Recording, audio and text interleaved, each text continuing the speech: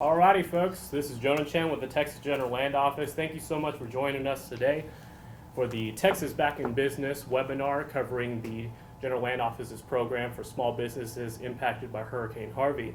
Before we get started, I want to address a couple of housekeeping items for this particular webinar. We are using the Cisco WebEx video conference today. You'll notice that you are listed as a participant on this webinar. All participants are currently muted on the call to reduce any sort of ambient noise for the presentation portions of this webinar. At the lower right-hand corner of your screen, there are two small buttons. One is a flag and one is a hand. When you click on the flag, you will let us know that you have a request. It could be to speak up or slow down, etc. And you can indicate that to us, and our team will let us know if there's any of those requests. Take note of that. It says that someone's having some trouble with sound. In addition to that, whenever you click on the hand, it notifies us that you have a question.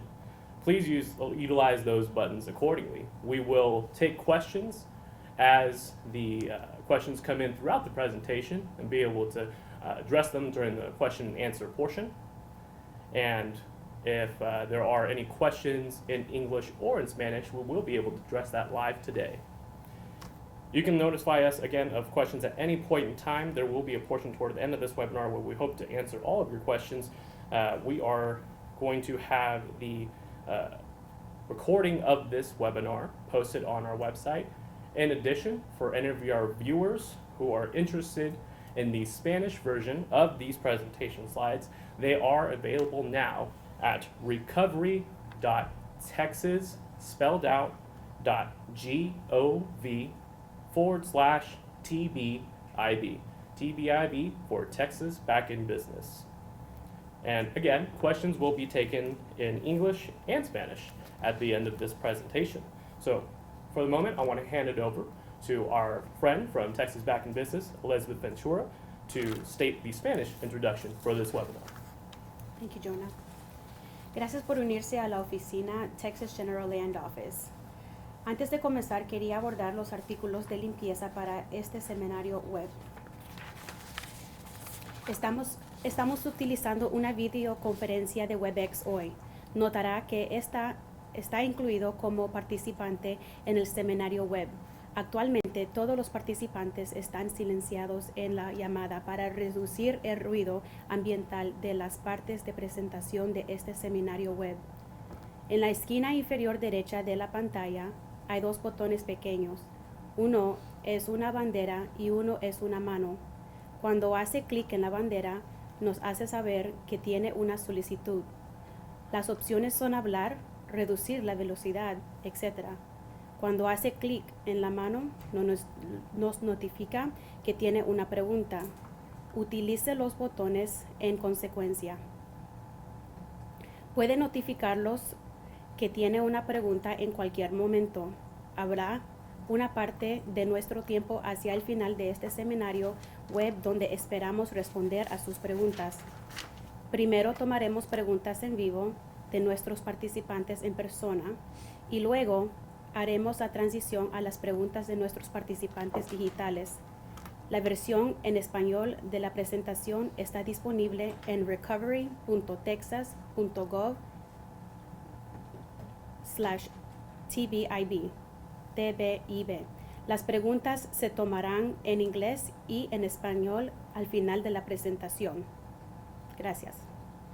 Alrighty, perfect. Thank you, Elizabeth. So, before we get started, I also want to make some introductions. Right here is the CEO of New American Strategies, the vendor for the Texas Back in Business program, Dan Slane. Here is Elizabeth Ventura, who also works on the Texas Back in Business program. And then here further to my right is Chris Reynolds, the GLO program manager for Texas Back in Business.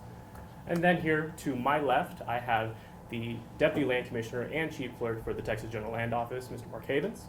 And then to his left, our Communications Director, Brittany Eck. And so now that we're familiar with everybody who's here at the table, we will take you through the full presentation of Texas Back in Business. I'm going to hand it right over to our friend, Dan Slane. Thank you. As Jonas said, my name is Dan Slane, and I am the CEO of Texas back in business.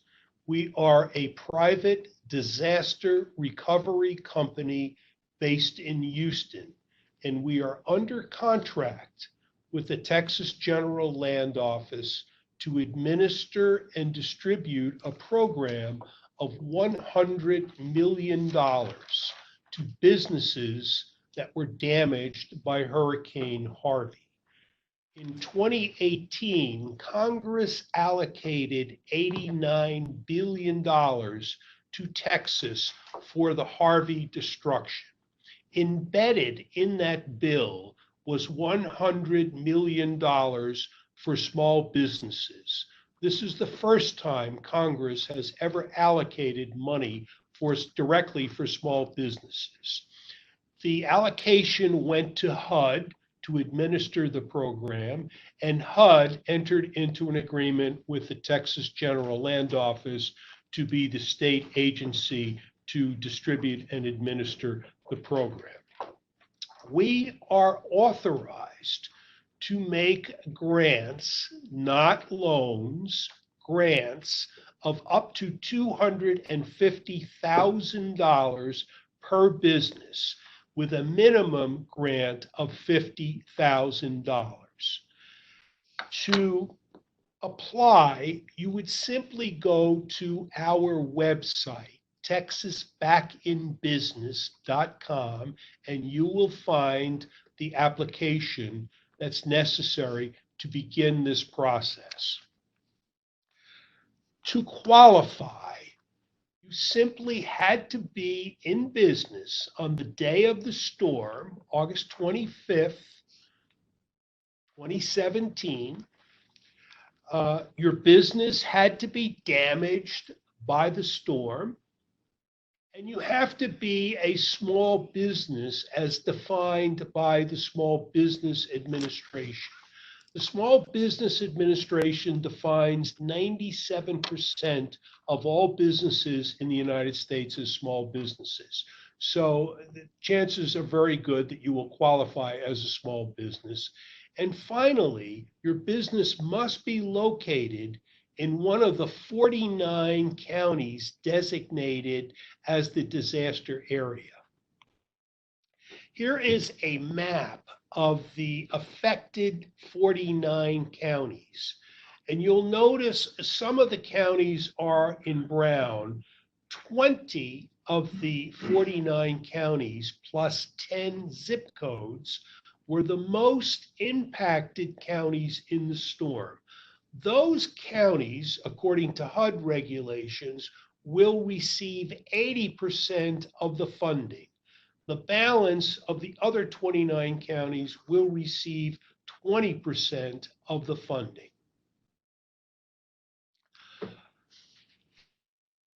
The next issue that you need to understand is, how do you calculate your loss from the storm? The loss calculation consists of two components. The first component is your economic loss, the loss of your customers. Many people continue to pay their employees despite the fact that they weren't in business. They paid their real estate taxes. They paid their utility bills. They paid all the normal bills that were required to keep your business open, even though you were still closed. This is known as your economic loss, and this is a component that's part of your overall loss. The second component is the physical loss, the destruction to your inventory, to your equipment, to your machinery, to your rolling stock, to your software, all sorts of damage that was done to your business as a result of the storm or the flooding. And finally, you must also calculate any loan that you received, except an SBA loan that you obtained in order to reopen. That's also a component of your economic loss. So many people underestimate their economic loss, and you carefully need to sit down and calculate all of the loss that you suffered unrelated to your physical loss, because that's part of the total number that you will need for us. How are grants determined? We determine the grant based upon the amount of damage that you sustained, your need for the funding, and the fact that you must create or retain one job for every $50,000 of the fund that you request. Essentially, it's the only real string to this program. It's not only the money that's designed to help stabilize your business, but also it's a job creation bill as well. So for every 50,000, you have to create or retain one job. In the case of 200 or 250 or 150,000 allocation, 51% of those jobs must go to low or moderate income individuals according to HUD rules. And by low and moderate income individuals, we mean people who are making less than 80% of the median income of the county in which the business was located. We have the number of the median income for every one of the 49 counties, and we can give you that number. And in the case of $250,000, 3 of those jobs must go to low or moderate income people. Many businesses will be hiring unskilled minimum wage employees. In that case, they almost always qualify as low or moderate. But we have to alert you to the fact that you must create one job for every 50,000, and 51% of the jobs have to go to low or moderate income individuals. We will be accepting applications until March 2nd. So you only have about 3 weeks left to get your application in. So we would encourage you to do it as soon as possible. The applications are all going to be selected at random through the computer, and everybody has an equal opportunity to have their application selected to be processed. If you are selected, then, and if you do what you tell us you're going to do with the money, it is a grant and no payment is required. Many people would like to know what they can do with the money. The money must be used directly for your business. Inventory, machinery, equipment, hiring people, repaying or paying off a loan, except an SBA loan.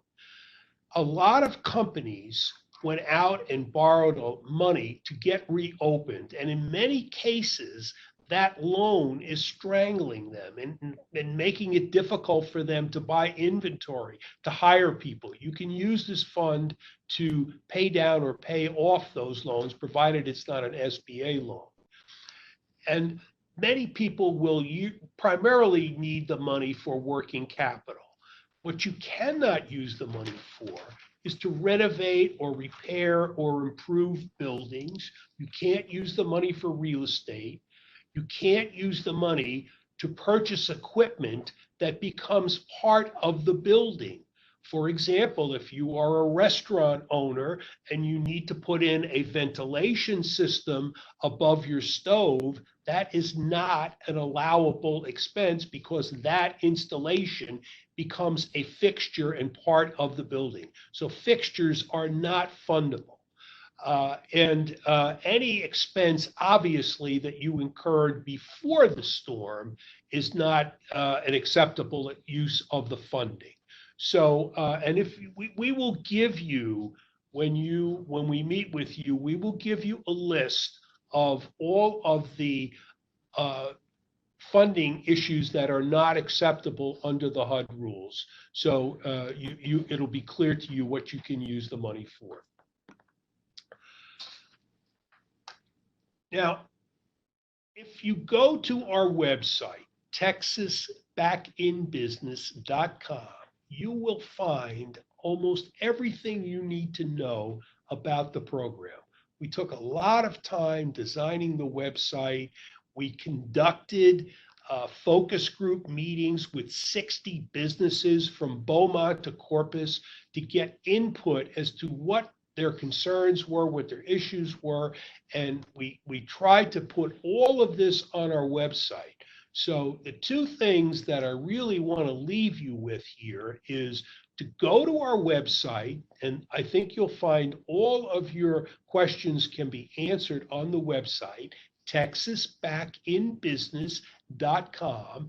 And the other thing that I want to leave you with is this is a grant and not a loan. Again, we're open to receive applications until March 2nd. So it's very important that you get your application to us. There's only about 3 weeks left, and we're hoping that you will spread the word and get your applications into us as quickly as possible. You can email them to us off of the website, you can fax them to us, or you can send them through the US mail. Each application has an equal chance of being selected to be processed for payment. This is a picture of our application. It is a simple 2.5 pages and only takes minutes to complete. The application process is free. Most of the questions are regarding how do we contact you and basic information about your business, the damage that you sustained, what the use of the money that you will be funded, and how you expect to use the money in your business. It's only 2.5 pages. It only takes minutes to apply. And so we hope that you will go online, look at the application, fill it out, and get it into us by March 2nd. Okay, information you need on your application. It's basic contact information. How do we reach you? Tell us a little bit about your business, the type of business you are. And your location is very important because you have to be in one of the 49 impacted counties, and we need to know how many employees you have and that you have the ability to hire or retain one person for every 50,000 that you request. We also need to know your damages, both your physical damage and your economic damage, and we need to know what your intentions are for the use of the funds. How will you use the funds in your business? And finally, we cannot pay you twice. So we need to know if you have received other benefits. For example, if your inventory was destroyed and you filed a claim with your insurance company and the insurance company honored your claim, then you cannot come to us and ask us to fund your inventory. That's a duplication of benefits, and the government prohibits us from having that. So we will ask you in your application what benefits you did receive so that you are not compensated twice. What happens after I submit my application? The computer will randomly select those applications that we will process. If your application is selected, we will call you on the phone and we will go over your application in detail. We will verify that you were in business on the day of the storm, that you're in one of the 49 counties, you're a small business, and that you were damaged by the storm. We will go over that with you. We will also explain to you that you need to have a CAGE code, C-A-G-E. We cannot fund you without a CAGE code. It takes some weeks to obtain the CAGE code. We will explain to you how to obtain the CAGE code When you hang up the phone, you need to start that process right away so that you will have the number if your application is approved for funding. We will also go over any duplication of benefits, any other insurance or any other benefits you received as a result of the storm. And we will tell you that you need to come in, set up an appointment to come in to visit us and bring with you 3 years of business tax returns, 2016, 2017, 2018, assuming you were in business in 2016. So we need 3 years of your business tax returns. I need some proof, some evidence of the damage that you sustained, photographs, invoices, receipts, whatever you can bring us to confirm the damage that you sustained. If you received insurance or other benefits, I'm going to ask you to bring those insurance letters in with you to verify the amount of benefits that you did receive. And we will send you an email when we hang up, and we will verify your appointment and the time. We will put down a list of the documents that you will be asked to bring with you. And then when you come in to see us, we will go through those documents.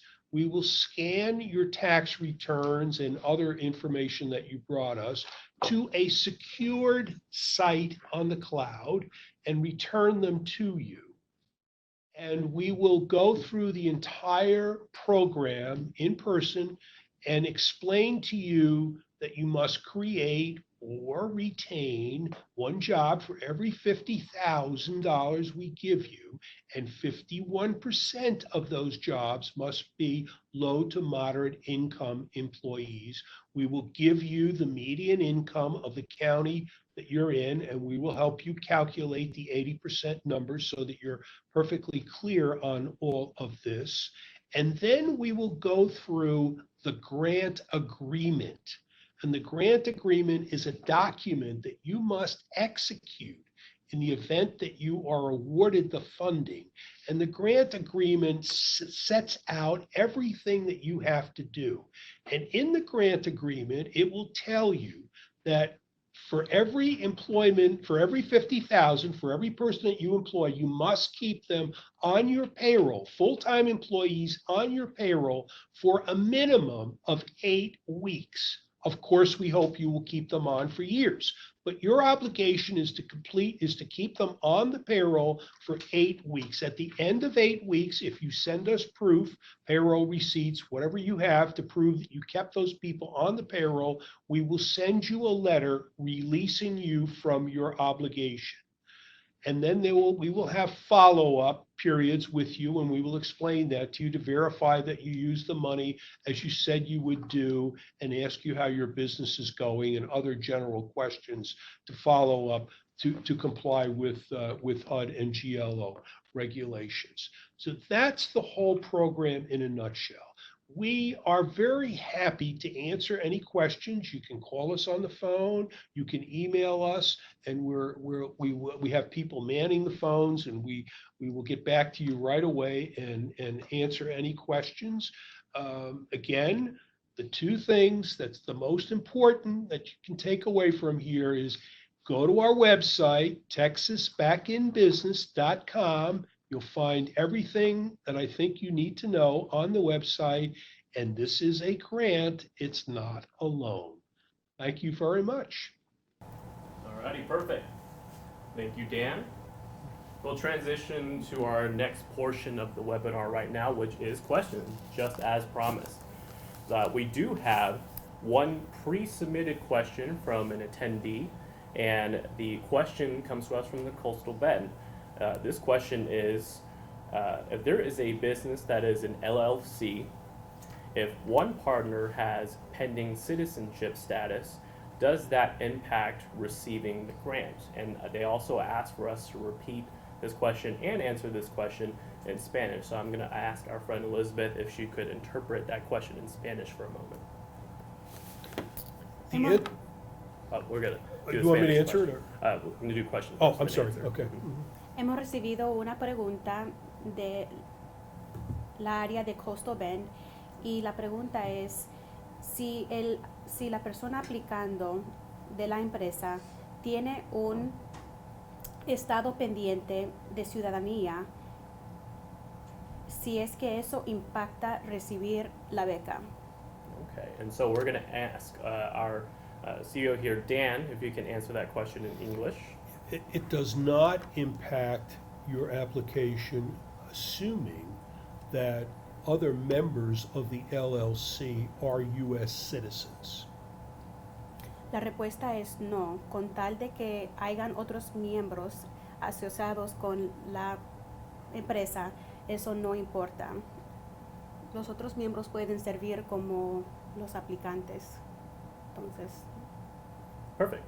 And so that was our one pre-submitted question that we did receive prior to the webinar. And there have been some questions that have been submitted as this presentation has gone along. So I want to encourage folks that are dialed in right now, if you have questions, please send them in through the chat box that's on your bottom right.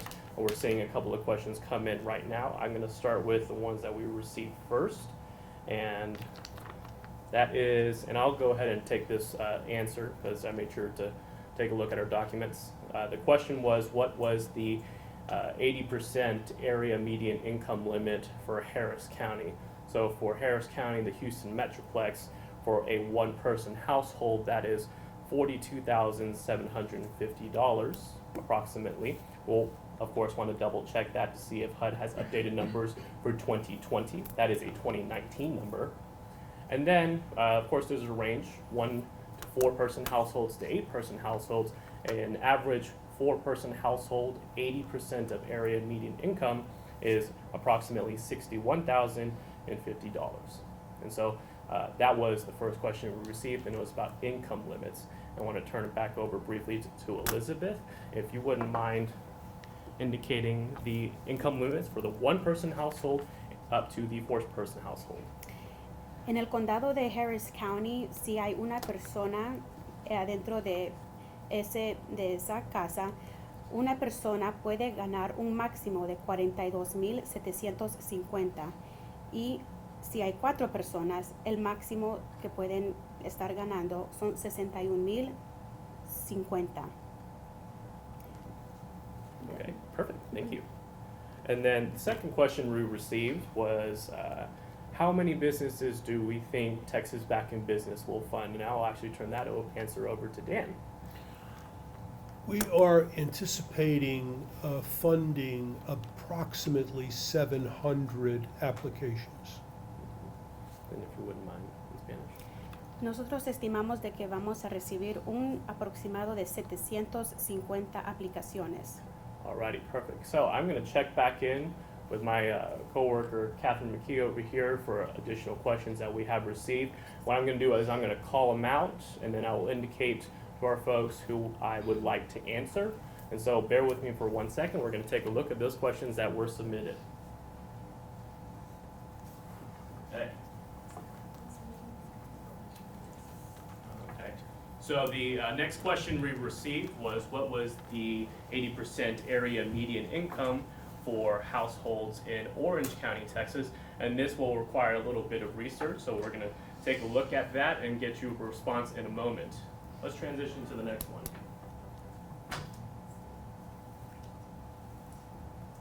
Okay. The next question that we received was that there is a business with multiple locations in the affected areas that are owned by an S Corp.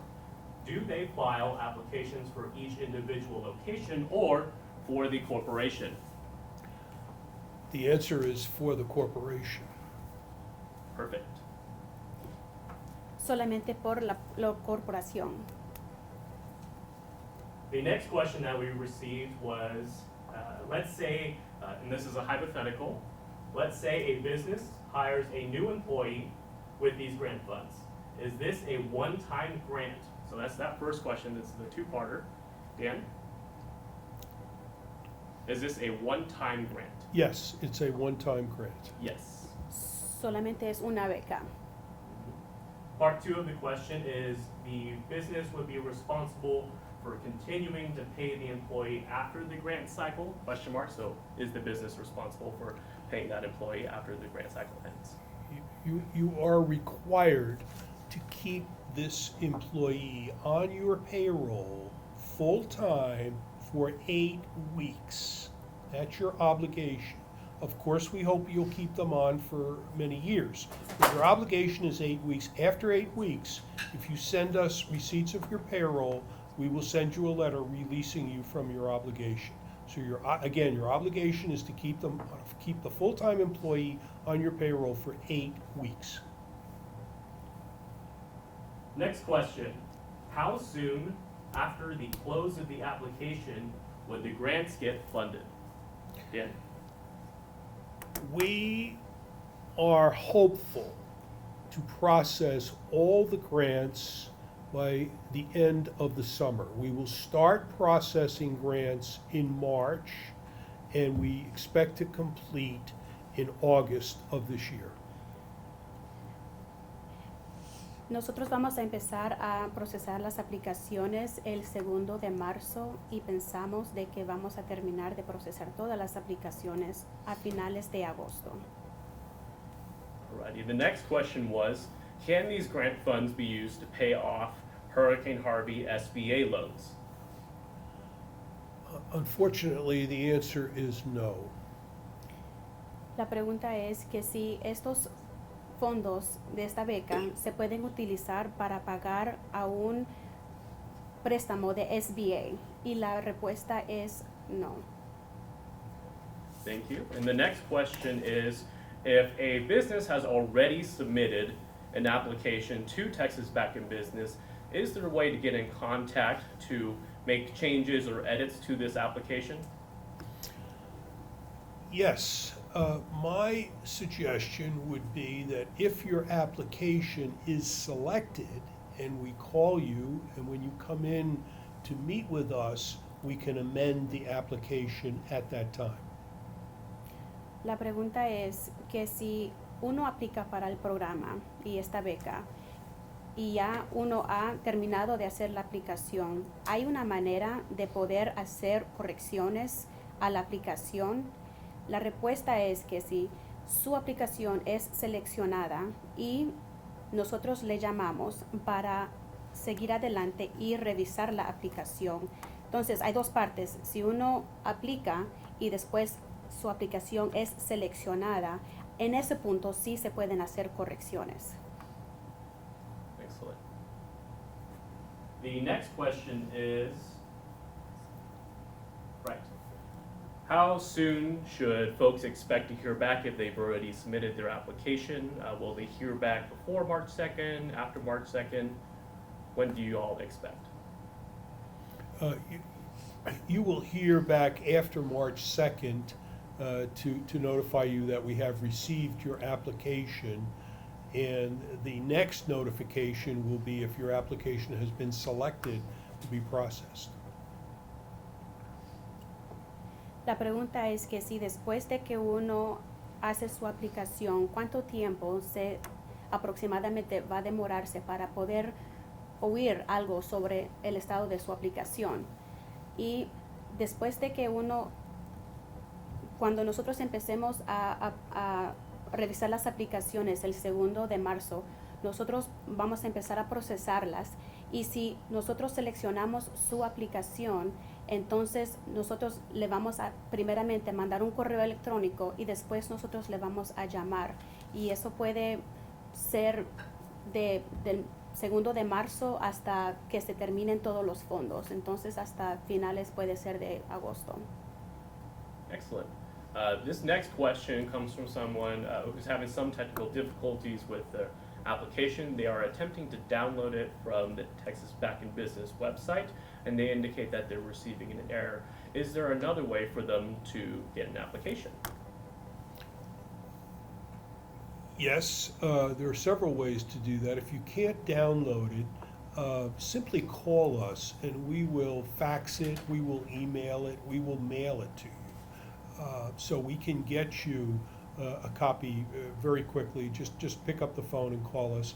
Tell us you can't download it, and we'll get it to you which, in whatever format you want us to do. La pregunta es que si uno se va a nuestro website y está teniendo dificultades en bajar la aplicación en el formato de papel, porque hay una sección donde uno puede bajar la aplicación y llenarla a mano, si uno tiene dificultad haciendo eso, que si hay manera de poder que se le llegue una aplicación, y la respuesta es sí. Usted puede llamarnos a nosotros y le podemos mandar una aplicación por correo, o se la podemos también mandar por correo electrónico, o también se la podemos faxear. Excellent. Our next question is about how detailed parts of their application should be. So our attendee asks, how detailed should their economic loss narrative be on their application? It doesn't need to be precise. I think we're looking for a rough approximation of your loss. Most people can pretty much calculate it, but it doesn't have to be the exact number. And we recognize that we're several years after the storm, so an approximate number would suffice.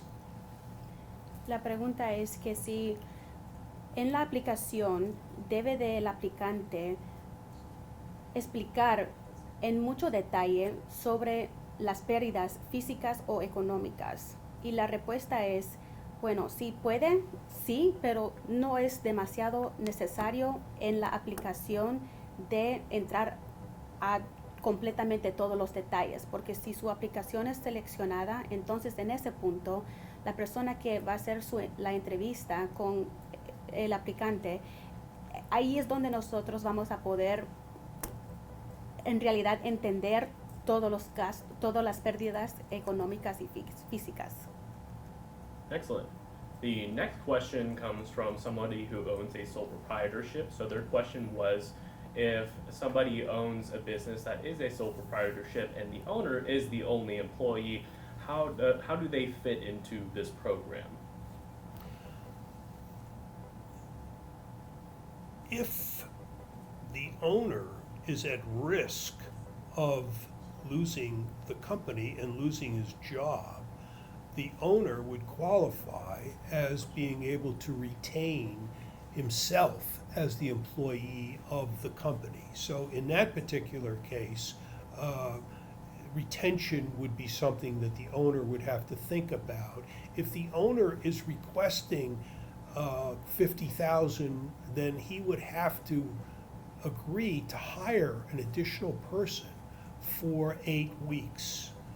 So either he could fall back on retention if he's willing to say to us and able to say to us that if I don't get this funding, I'm going to lose my company and lose my job, then in that case, he can fall back on retention. In the other case, if he's going to take the $50,000, for example, then he must hire a full-time employee for 8 weeks. La pregunta es que si hay un dueño de una empresa y él es el único dueño y empleado de esa empresa, ¿será que ellos todavía pueden aplicar? Y la respuesta es sí. Si uno ha tenido pérdidas físicas o económicas y uno puede demostrar de que ese dueño puede retenerse él mismo para mantener la empresa abierta, entonces esa es una de las opciones elegibles. Él también puede contratar a un nuevo empleado para poder recibir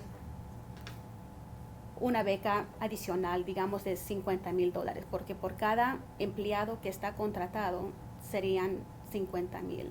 Entonces, la respuesta es sí.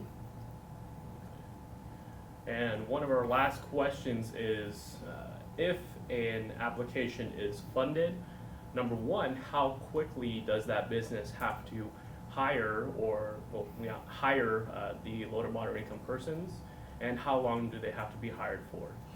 Business has 2 years to hire the required employees, and that full-time employee must be employed for a minimum of 8 weeks. La pregunta es que si una empresa dice que va a contratar a un empleado o va a retener un empleado, ¿cuánto tiempo tienen para poder contratar a ese empleado? Y la respuesta es 2 años. Y en cuanto ese nuevo empleado es contratado, el mínimo de tiempo de que ese nuevo empleado tiene que estar contratado son 8 semanas. Entonces, a finales de 8 semanas, ese es el requisito. El mínimo de que tiene que estar contratado son las 8 semanas y vamos a necesitar un comprobante de que hubo empleo por esas 8 semanas, demostrando como colillas de cheques. Y también ese nuevo empleado tiene que ser full time, no puede ser part time, tiempo medio, tiene que ser tiempo completo. And so we do have another question about how things are awarded. So someone who joined us late is asking when these grants and applications are selected, will they be selected randomly? And could we explain that process a little bit again? Yes, we are oversubscribed. So the only fair way to do this is to have the computer do the random selection of applications. And that's how the applications will be selected when they are randomly selected by the computer, and then those will get processed. And you'll continue processing the applications till the funds are expended? Yes, and we will continue processing those applications until all the funds are exhausted. Ahorita nosotros hemos recibido varias aplicaciones y al empezar a procesarlas vamos a usar un sistema que media vez mezcla todas las aplicaciones y de allí vamos a sacar una parte de las aplicaciones y la vamos a empezar a revisar. Y a finales, cuando nosotros seleccionemos esas aplicaciones, nosotros vamos a poder contactar a esos individuales, a esos aplicantes. Y vamos a seguir adelante en procesar las aplicaciones hasta que ya todos los fondos han sido distribuidos. Wonderful. Our next question is, right, so someone is asking how soon after the March 2nd deadline are awards expected to be made? We expect to complete all the applications by the end of August of this year. We will start processing in March, and we should complete all of the applications by the end of August. La pregunta es que cuánto tiempo aproximadamente se va a demorar para poder procesar todas las aplicaciones. Y vamos a empezar aproximadamente a principios de marzo, y nosotros pensamos de que vamos a ver terminado de contactar a todas las personas que vamos a procesar a finales de agosto. Excellent. Our next question is, for the interviews to be conducted, if you are selected, will they only take place in Houston? Primarily, they will take place in Houston. If it's a problem for you to come to Houston, then we're happy to come to your place of business. Cuando nosotros la pregunta es que si va a ser necesario que estos aplicantes vengan solamente a nuestra oficina en Houston, y la respuesta es preferimos nosotros que si su aplicación es seleccionada, nosotros la preferencia es de que pueda venir a nuestra oficina, pero si hay alguna dificultad o alguna razón porque usted no puede venir a nuestra oficina, para entregar los documentos y hacer la entrevista, entonces nosotros sí podemos salir y visitar su empresa. And this next one is interesting. There apparently is a German business owner who is operating out of Rockport, and the question is, he is here on a work visa and wants to apply because his business is run out of Rockport and was impacted. Is he eligible? If you are registered with the Secretary of State and you are registered with the Comptroller and you are paying federal and state income taxes, you are eligible. Hay un dueño de una empresa en el condado de Rockport, es alemán y está aquí con una visa. Y su pregunta es que si él es elegible para poder aplicar para este programa. Y la respuesta es sí. Si esa empresa está pagando impuestos del estado e impuestos federales, entonces esa empresa está elegible para poder aplicar para esta beca. And this next question will require that we click back up to a certain slide. This question is, could we list one more time the ineligible activities for this grant? So who wouldn't mind going back to, back, that particular slide? I'm sure we'll find that in a moment. Hold on. I think it's The questions about ineligible activities, if we can walk through that There one is. more time. okay. You- Sorry, yeah, it's here. Okay. You can't use the funds to renovate, repair, or improve buildings. You can't use the fund to purchase real estate. Can't use the funds to purchase equipment or machinery that becomes affixed to the building, that becomes a fixture. HUD has, we also have on this slide, you cannot use the funds to acquire real estate. On the slide, HUD has recently changed this, and what we're saying here, reimbursement for inventory or equipment purchased prior to the award is now allowed. And so that's a misquote in our slide. HUD just recently changed that. And then obviously any money that or damage that you incurred before the hurricane, working capital, bad debt, those sorts of things are not an authorized use of the funds, nor will we compensate you for idle capacity that was incurred during the time that you were shut down. La pregunta es creo que sí, ¿cuáles son los usos elegibles y elegibles?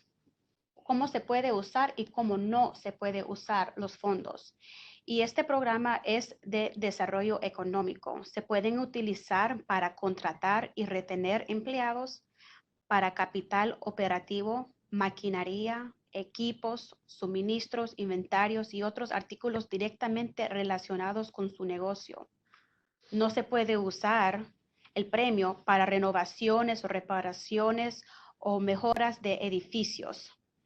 Compra de equipo que debe fijarse a un edificio. Digamos, un restaurante tiene un sistema de ventilación y eso es parte del edificio. Eso significa que está asfixiado en el edificio. No se puede usar para eso. También para adquisición de bienes inmuebles. No se puede usar para comprar propiedades o reembolso. Bueno, hay una parte aquí. Se puede usar para el reembolso de inventario. También no se puede usar para equipo comprado. Bueno, esa parte sí también. Hay dos puntos aquí de que los hemos dado cuenta que sí se puede usar para reembolso de inventario y también para equipo comprado antes del premio. no se puede usar para gastos de capital de trabajo anteriores al huracán, alivio de deudas incobrables, préstamos, digamos, atrasados con el banco o capacidad ociosa, recuperación de costos de instalación.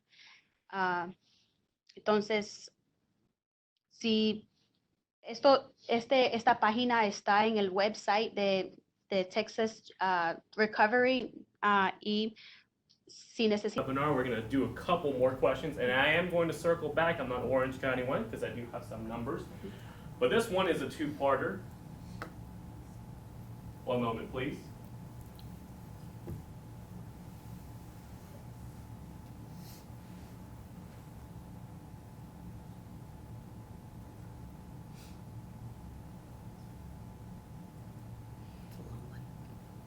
Yeah, well, Jonah, let me just say that, if you're like me, you'll have a lot of questions when this is over, and don't hesitate to call us or email us, and we're happy to answer your questions. So the fact that you don't get your question answered now doesn't mean we can't respond to it, so feel free to do that. Okay. And so the question was, can y'all define the ideal capacity while a company was shut down during Harvey? And secondly, can you be more specific about assigning value to the loss of customers? So that first part question, I'm not exactly sure what they're drilling down into. Yeah, Dan, if you want to swing it. Let's say you're a printing company and your presses got shut down for a month as a result of the storm, and that cost you X amount of money. That's not reimbursable under the HUD requirements. So that's idle capacity. Your machinery wasn't working when the storm was down and you attributed a certain cost or value to that. That's not reimbursable. And the second part, Jonah, was? Second part was about assigning value to the loss of customers and how someone would do so in their application.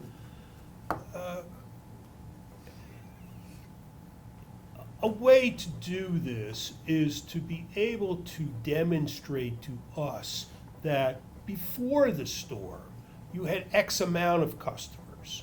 After the storm, you had Y amount of customers. So there is a way for you to demonstrate, to prove pre and post customer loss. And there are different ways to do it, but it is quantifiable, and so we should be seeing some kind of difference between your 2016 and your 2017 tax return, those sorts of things. So that's what we would be looking for. That's right. Hay una parte en nuestro programa de que si uno perdió clientes, ¿cómo se define eso? Entonces, si digamos de que antes de el huracán, ustedes tenían, digamos, 100 clientes diariamente. Nosotros queremos saber la diferencia de cuánto es el promedio de clientes antes del huracán y también después. Entonces, para que así nosotros podamos ver cómo eso se cambió. Y si eso bajó bastantemente, así es de que nosotros podemos determinar el daño económico. Entonces, y la segunda pregunta es que si hay una capacidad, the idle capacity, I might need a little help with that. Machinery is not working. Si digamos hay una máquina que no está funcionando, can you expand a little bit more on that? In other words, the equipment is shut down. Yeah. If you're a printing press company or you're manufacturing something and your equipment is shut, that's idle capacity. Your equipment isn't working, and so there's a cost, there's a loss. Okay. Entonces, a veces hay diferentes máquinas que se usan y hay un costo por mantener esas máquinas mensuales. Tal vez hay un pago que se tiene que hacer o un préstamo que uno ha sacado. Entonces, por causa del huracán, si usted no pudo usar esa máquina porque estaba cerrado la empresa, entonces eso también es un ejemplo de pérdida de capacidad porque no se pudo usar y entonces hubo una pérdida económica. Okay. And then I will address our question that fortunately we had to table because we had to take a look into it. But the question was about what is the 80% area median income limit for folks in Orange County. And I want to make sure that folks understand we can, you as an individual can find these numbers at HUD.gov, Housing and Urban Development, HUD.gov. For Orange County, the 80% area median income for a one-person household is $36,550. And then we'll do the same thing that we did for Harris County and briefly mention that a four-person household, 80% area median income is $52,150. So again, anybody can find those numbers at HUD.gov. The reason that the Land Office and the Texas Back in Business program is utilizing HUD numbers is because this is a CDBG-DR funded program. CDBG stands for Community Development Block Grant, and then dash disaster recovery. CDBG-DR is a congressionally appropriated fund that routes itself through Congress to a subrecipient, which in this case was the state of Texas, to administer to impacted populations and specific categories of subrecipients. In this instance, the target subrecipient is the Texas small business. So I want to thank everybody for joining us today. We are running up on time, and just as Dan and Elizabeth had articulated earlier, whenever there's questions about Texas Back in Business or any of the other GLO programs, you are always welcome to reach out. If we can go back to the contact information slide, Elizabeth, for TBIB, I want to leave that up on the screen for folks to take a look at. And while we're finding that slide, I want to encourage folks with any additional questions to reach out to Texas Back in Business at their phone number and their email and their website at texasbackinbusiness.com. And so this particular program, my last word about this is that it's an opportunity that the state of Texas has not had before. And what I mean by that is there hasn't been a disaster recovery program geared towards helping small businesses recover from disasters in the state of Texas. There was an iteration of this program following Hurricane Sandy in the Northeast. The Texas General Land Office and our vendor for TBIB, New American Strategies, are looking to push this information about this program to all small businesses across the 49 Hurricane Harvey impacted counties, and we want to ask for your help in pushing this information. And so please help us share this information far and wide, and for any additional information about this particular program, please visit texasbackinbusiness.com. In addition, the recording of this particular webinar and this particular presentation will be available at recovery.texas.gov/TBIB. And in addition to that, we will have a full Spanish presentation recording as well for any folks interested in that recording. And as indicated before, there are Spanish translated slides available at that website. And if there's anything y'all need about the program, information about it, please feel free to reach out to Texas Back in Business and the Texas General Land Office. Thank you so much, and y'all have a wonderful day.